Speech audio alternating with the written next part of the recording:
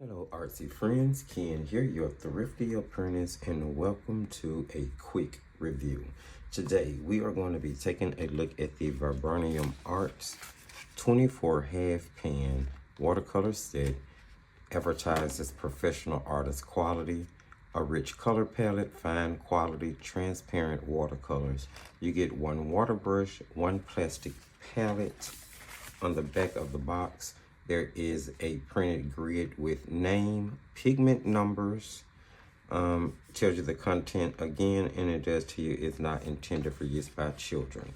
The opposite side has a light fast rating chart, a staining chart, and a transparency chart. And the paints are made in China, and they do conform to the ASTM 4236 regulation. Now, there has already been an unboxing for these done. This is one of the sets that I use throughout World Watercolor Month in order to paint the 31 days for World Watercolor Month. So I did get a chance to do several paintings from these. Now, they come in this really nice wooden box. You guys know I'm a sucker for a wooden palette. As you know, my very own branded product is the Bamboo Vorja palette, 100% bamboo. So I really fell in love with this palette. It has a really cute latching mechanism on the front, which hasn't given me any trouble. It opens hinged into two separate pieces. The top piece is going to hold a 6-well palette. The bottom half holds 24 half pans of watercolor. Now, these watercolors are right off first impression, were wrapped. I have removed that wrapper, and I will be showing you those on the swatching sheet. Once you remove the wrapper, you got 24 very vibrant and beautiful looking, what seemed to be hand-poured paints. They were not all filled to the same level. Some of them had a little bit of a sunken appearance to them, but nonetheless, none of that affected the actual quality of the paints. They did seem to have a semi-gloss to them, so maybe they are supposed to be a semi-moist paint. I did find that they were not hard to re-wet. I did not really have to pre-wet the palette, although I did in some cases, but you don't have to, and I think there's something to be noted. The half pans can be removed, and there is no information printed on the pan, but you can remove them and rearrange them however you want, or you can even take some out to paint and put the others to the side. You can also add magnets to other half pans and get some down the middle row to turn it into more than a 24 half pan or 12 full pan palette.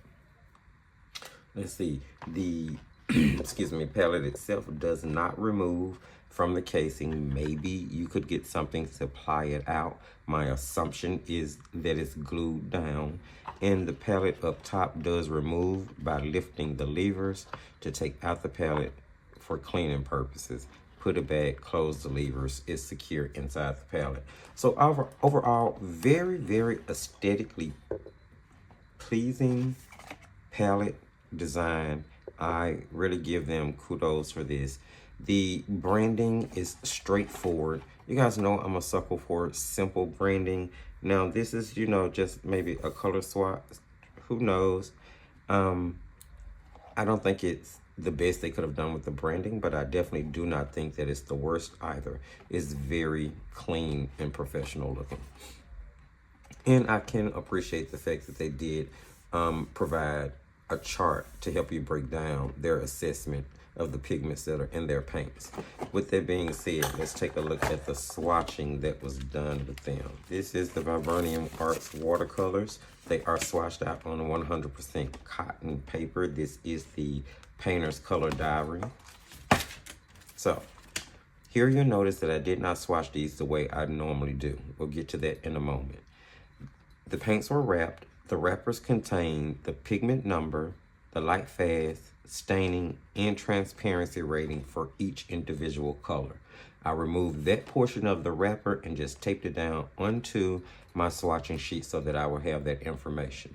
I then proceeded to swatch the paints, and I did it in one layer that contained enough pigment for me to get a generalized idea of how I could build that with saturation. Okay, I really wanted to test the cleanness, the shift from wet to dry, which there is not a huge one. There are not a lot of fillers in this paint. They are very transparent. I was very surprised at the fact that they had such high quality to them. So nice, so lovely. Now, I will admit that as the paints remain wet, they can at a point maybe have just a bit of a little goop, but you know, you mix it out on the palette, it goes away. It's absolutely no problem at all. Now, this palette did come with its own swatching sheet included, and I have also swatched the paints here. So I did get plenty of opportunity to swatch out the paints and see how they look. Now, upon initial impression, I will be honest, I thought that maybe these were some type of reformulation of superior paints. But I did have a viewer let me know, and then it made me do some research to see if these were actually a rebrand or had some type of relation to the Maya Hemi watercolor paint. So of the pigments that we have here, there are several colors that are single pigment, which makes for a great mixing set from the ones that are single pigment. You have your PY3 here, your lemon yellow. Here is your PR254, beautiful clean color. PR264, you have a violet, either or that you could work with, a PV16 or a PV23, both single pigments. We're moving into single pigment blues here, PV17, PV15:3 cobalt. We have a PV27 and a PV29, which of course is your ultramarine. And in this set, it does contain granulation. When you mix it with other colors, those secondary colors are going to contain granulation. Beautiful for all types of texture, especially in landscapes. Now, your greens did have a bit of mixing going on. There was one pure green, PG7, which is phthalo green. Very beautiful, especially for mixing. It's a really clean color.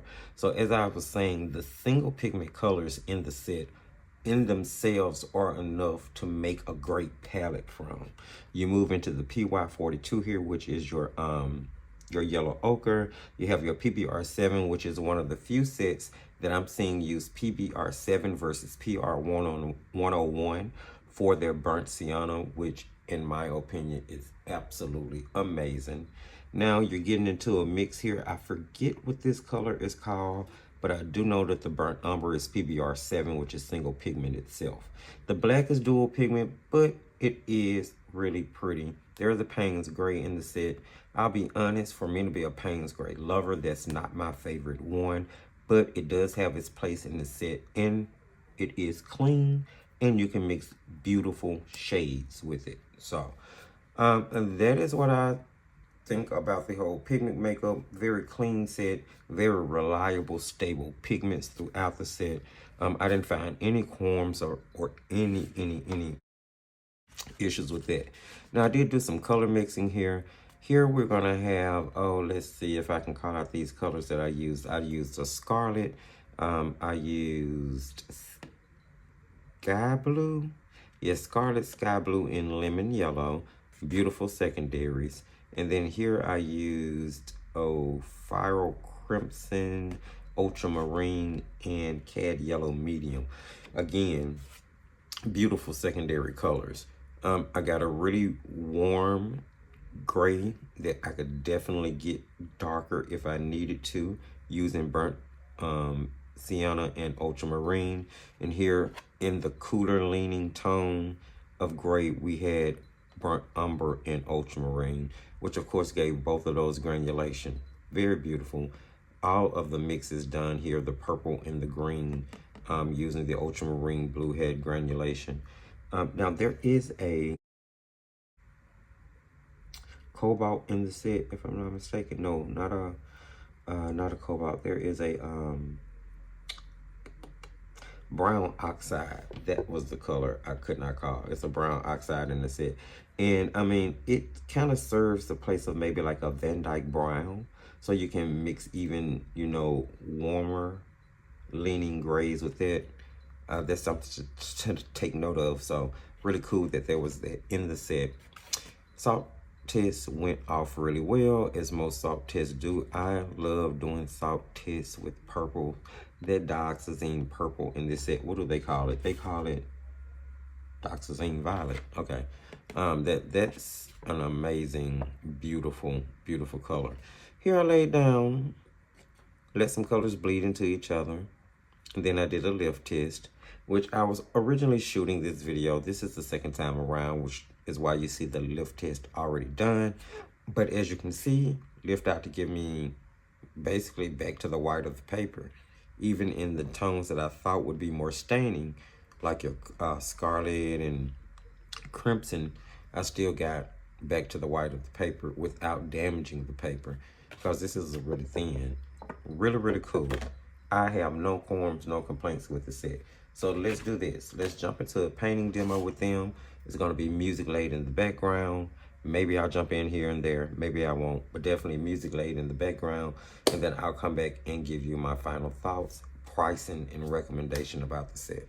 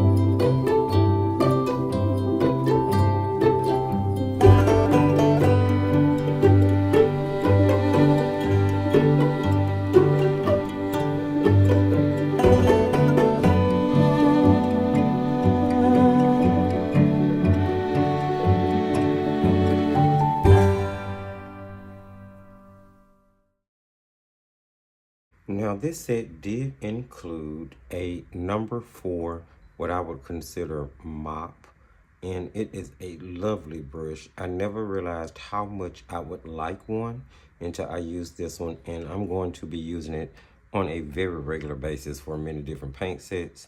As a matter of fact, I think I want to get some more of them. I really do like these. I saw some by Paul Rubens not too long ago, I think. Or maybe there's someone's video. Either way, very nice brush is included in the set along with the swatching paper. Here is what we painted in today's video. Hopefully you guys enjoyed it. Hopefully you painted along.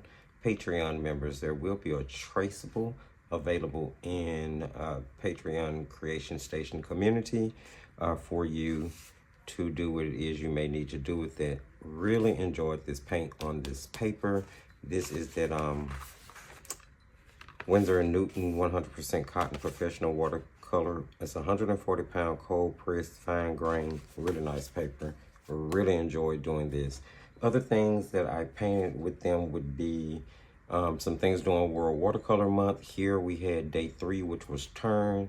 I was really enjoying the paints. Now this paper had its limitations, but the paint still performed really well. I love the fact that there is not a huge shift from wet to dry with these papers, with these paints, excuse me, even on paper like mixed media paper. That doesn't even speak to the vibrancy and the beauty that you get when using it on 100% cotton watercolor paper. Let's see, I also painted, this is a 25% cotton paper. It's sort of like Fabriana Studio. This is this is Soho Urban Artist from Jerry's Autorama. But this beautiful painting is a rendition of something I was doing following another instructor, another tutorial. Came out really well. I think I love the texture I was able to build in the sand, and the paints are just so vibrant and beautiful and fun to play with and clean and transparent, and they just layer so well, just building depth and saturation. I was so happy with this. I also tackled, let's see, a few other things. Well, one other thing I'll show you here. And this is something that was just simple, using 2 colors. I believe I used a black and maybe a yellow ochre, if I'm not mistaken, and a little bleed proof. Splattered a little glitter watercolor in the background, and it's sort of a celebration painting. Could be used for any occasion, especially on like the front of a greeting card, or maybe the front of an invitation. Many different ideas. So I really enjoyed playing with these paints. Now, when it comes down to it, let's run through it. I didn't really find any drawbacks, if the truth be told. If I had to say that I had one qualm, it was that all of the paint pans were not filled, in my opinion, exactly to the same capacity, or that they have that sunken down appearance upon opening them. And that's me nitpicking to find something wrong with them. Outside of that, they offer every single quality you would want from a paint that is saying that it's professional. I mean, they present you with all of the relevant pigment information. You can find all of the pigments on handprint. Most of the pigments, if not all of them, are very stable, reliable pigments. You get a huge range of single pigment colors, which means you're going to be able to pull mixing palettes from the 24. Now, they are not so open stock that I know of, but I'm going to dig a little bit further, and if I ever come up with anything, I'll do an update in a community post. But as of right now, I do not believe you can buy any other half pans open stock for refill. And I'm not sure, well, I'm pretty sure, I don't think they make a tube set for refilling. But I do know that they make a paper, and I hate I didn't try the paper. We're gonna break into that. And I will be using these paints on that paper as I test it. Let's see. Transparent. No gritty, chalky texture to them. They don't leave a fillery feel. You can tell that the granulation is granulation and not grit. I mean, you get different characteristics and texture depending on the color. You can't look at them and just see optical brightener or chalk or filler. I am really impressed. I'm really impressed, and I really like them. And these are actually not going to go into my student grade stash. They are going to go into my professional grade paint stash. They really, really are. I'm really happy that I had a chance to experience these. Now, with that being said, on a star scale of 1 to 5, I would give these paints a 4.5 out of 5 stars, without a doubt. Think that they are amazing paints. I am highly impressed. Highly impressed. Let's talk price. The paints are listed on Amazon for $65 for the set. Now, I did not really find them on any other sites. I did not find them on Temu. I did not find them on AliExpress. So I'm not exactly sure if they're only distributed in the US and sold from the US. I did do a little digging. You know, if you have that information and you want to offer it to the community, please feel free to jump in the comment section and drop a comment. But $65 is what I found them for on Amazon with same-day delivery, which is actually pretty cool. Do I believe that the paints are worth $65? Okay, in my opinion, and this is just my opinion, just like everything else in this video has strictly been just my opinion. Other people may feel differently about things. This is based on my painting style, what I've grown to learn over my couple of years of experience with painting and trying to absorb knowledge from more knowledgeable people. I will say I think that the paints are worth the $65.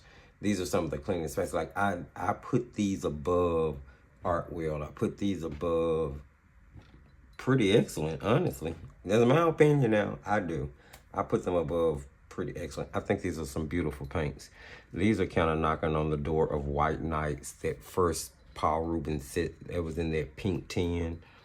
White Knight tube set. Yeah, it's knocking on that door. So there you have it, friends. Hopefully you heard, found, saw something in this that you found helpful. If you did, don't forget to sprinkle a little love and give the video a thumbs up. Keep in mind to do all the good things. That's sharing for caring. Subscribe, hit the notification bell so you know when we upload or go live. Jump in the comment section. Let me know what you think about the paint set. Have you used it? If you have used it, do you believe? How do you feel? Do you think it's worth $65? Because I do. But let me know what you think. And I understand that might not be the most economical price for some people. So please don't stretch yourself trying to buy these paints. Use what you have if they work for you, no matter what brand it is. Do better when you can. Never let anyone discourage you from using what you have, especially just to paint, have fun, and practice. But do I believe that this set is worth like the $65 professional price tag that's kind of attached to it? I would think that they are. Yes, absolutely. And if you use them, let me know what you think. Check the video description for all of the relevant links. And remember, as I tell you at the end of every single video, just keep creating.